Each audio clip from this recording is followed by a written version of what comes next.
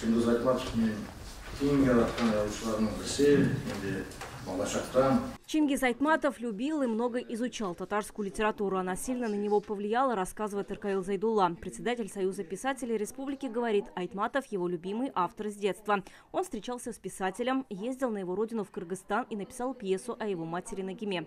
Спектакль сегодня в репертуаре Нижнекамского театра.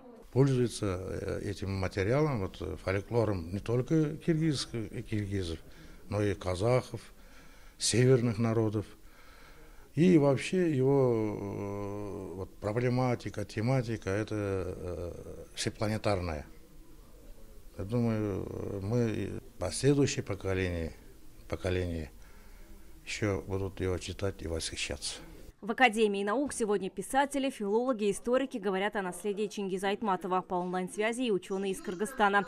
Творчество писателя повлияло на литературу многих тюркских народов.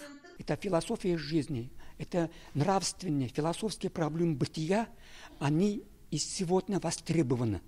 Сегодня мы, живя в достаточно сложных ситуациях, обстоятельствах, опять-таки думаем о том, кто мне дорог, как жить, для чего мы живем.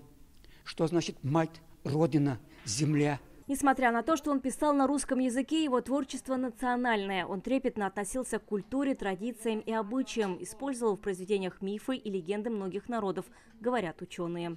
Он поднимает в своем творчестве многие общие человеческие темы, которые важны, и в принципе они не связаны с той или иной национальностью.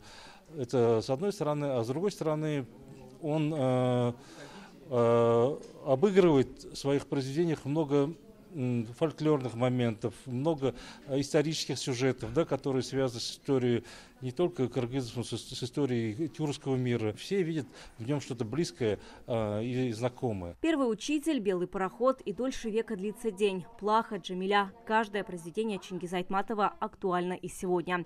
Вероника Гайнудинова, Наиля Абдуллин, ТНВ, Казань.